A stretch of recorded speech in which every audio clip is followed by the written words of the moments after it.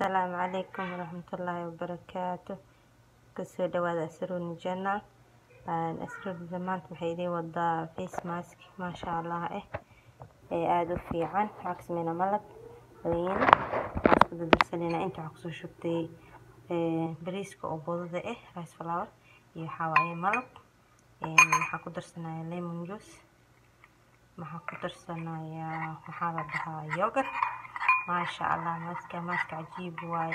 wajigaada wuxuu cadeynaa maxaa ka gal matraba maasha Allah aad u cadeynaya bariiska caadi ma ah maasha Allah yogurtkan sidoo kale waxaa la dhahay malabkan waa sidoo kale maasha Allah malabka wuu fiican yahay dareenka ilaalinaya maxaa la dhahay intii ishin wajigaada duub soo galaya kulay maasha Allah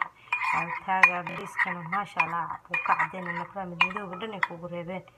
ودن وكان ديفنايا ما شاء الله يوغركن ما شاء الله بليجن ما شاء الله سكن وجو بعدين نظيف قاعدة حتى مرسي 20 minute وديس قلبتها ما شاء الله واي وجو قاعدة دنا كلها وكنا لقنا وايت اسكو عدي قلبت جكدا وطال ما شاء الله وقاعدة يا كلها نظيف كلير glowing ما شاء الله